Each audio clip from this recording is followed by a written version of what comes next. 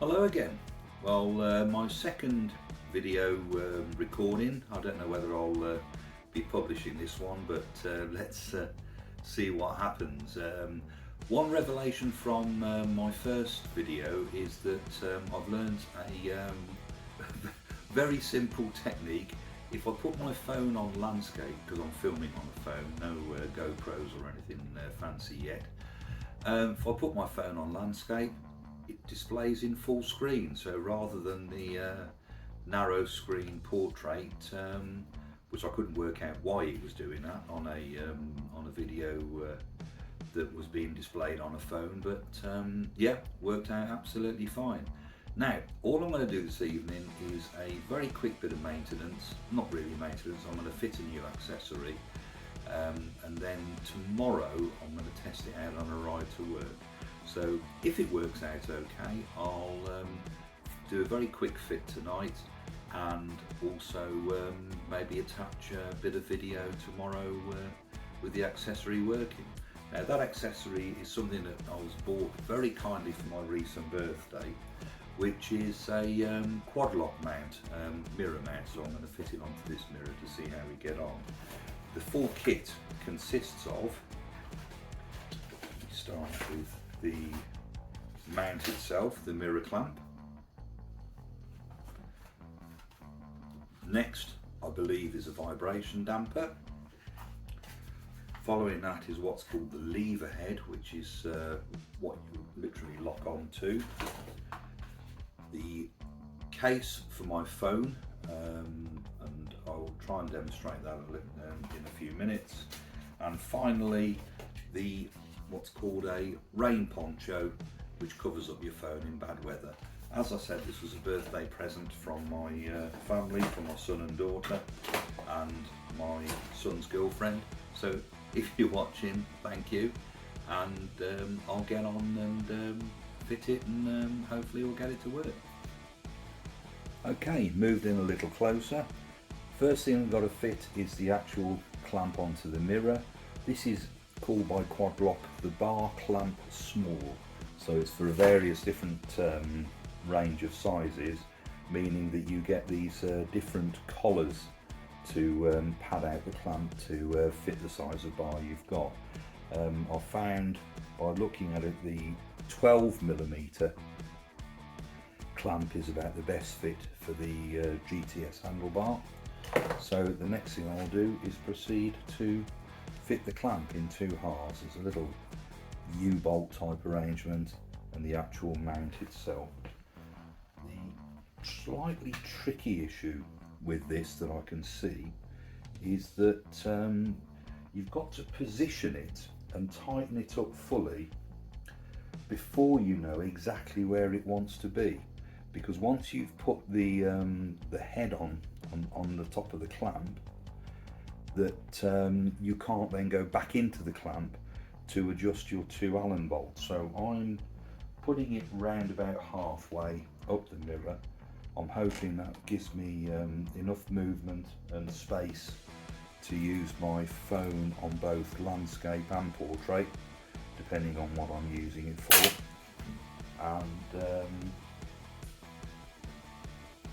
also room for me to be able to, my wrist not to get in the way, or my hand to get in the way when I'm riding.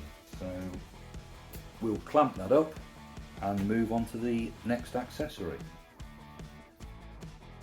Next in line to be fitted is the vibration damper. Probably not necessarily required on the GTS, because the GTS is so smooth, but then obviously the roads aren't always. But I am also anticipating using this on a two-stroke, and I've used a sat-nav holder on two-stroke before, and it's virtually invisible because it just vibrates quite so much. So the one thing I did want to have in the quad lock setup was the anti-vibration damper. Not that anybody is going to be sponsoring me, but I think I probably ought to add that all of this is a gift to myself from the family. It's not been bought, and this isn't a sponsored video by any means.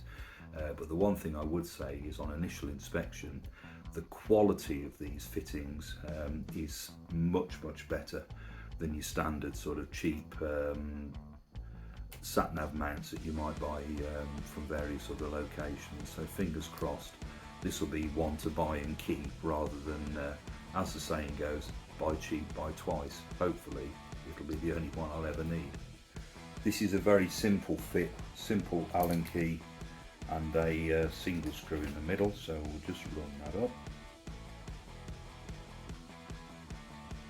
And you may notice I have moved the hole holder quite a bit higher up on the mirror stem than I initially thought I was going to, purely because when I just lined the phone up against the centre of it, it did, particularly on if I had the phone on portrait, sort of just foul my hand here. Not completely, but you do want that bit of room for manoeuvre, particularly in an emergency. So I thought I'll have the phone stroke sat nav lifted up and with a bit more space around. Final piece of the jigsaw is the lever head, or the actual quadrant itself that the phone mounts onto. Another single Allen screw straight through the centre, so pretty simple to install. Every single piece of this has come with its own Allen key, and they're all exactly the same size. So if you lose one, you've always got a spare. But otherwise as well, they're going to join that little tray in the top of the toolbox for all the little Allen keys and fittings that you get when you buy flat pack furniture and everything. When you come to use one again, you can never remember what it's from. But let's just screw that straight into place now. I'm assuming, making sure it is as horizontal as possible.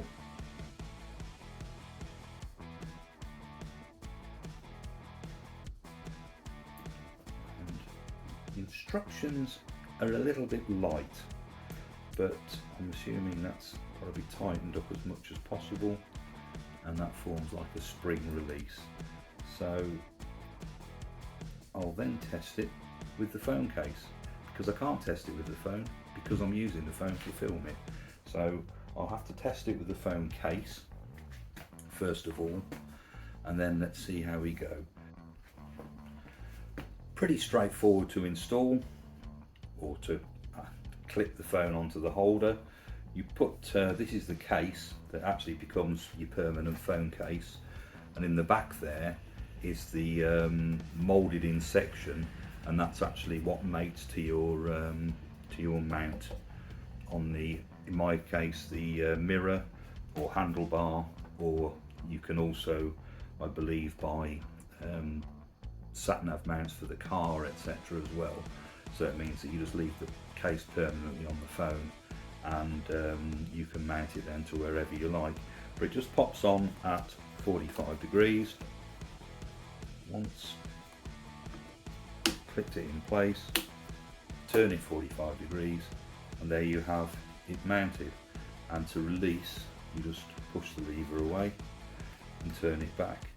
And also obviously gives you the option to mount it vertically as well. So if you use it in the car, if you're using it as a phone holder rather than as a sat-nav holder, for example, if you want to use your phone as a hands-free phone while you're driving, etc., that's probably the way you do it.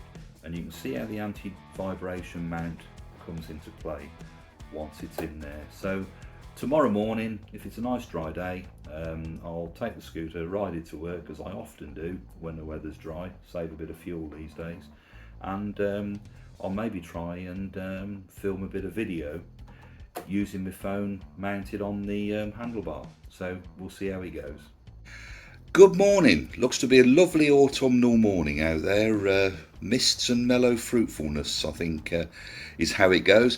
I'm going to get the phone mounted on the quad lock, wheel the scooter out, and then let's just see how the ride goes and see if it works.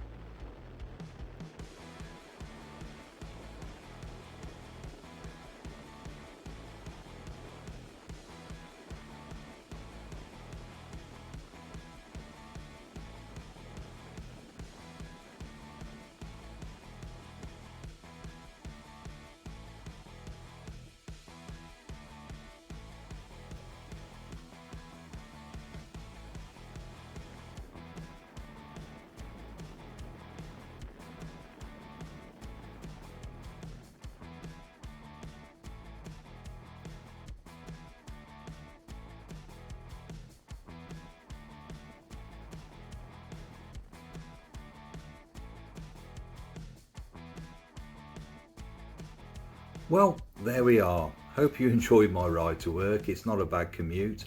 I'm not convinced that's going to be a particularly brilliant way of filming. Up to 30 miles an hour seems stable enough. Anything over that, possibly a bit too shaky. Although I'm very, very impressed by the quad lock mount itself. The phone was held firm, stable. The vibration damper did its bit and made the screen quite clearly visible if it didn't take all the road bumps out. Try and remember, this isn't a professional camera mount. This is a sat-nav mount doubling up as with a phone, using a phone camera. So it's never going to be perfect, and it really wasn't too bad. Not brilliant, but usable, I would have thought. But yeah, so possibly look at a couple of other methods and ways of filming the rides. That might be a bit of an investment. Hope you enjoyed it. See you another time. Cheers. Bye bye.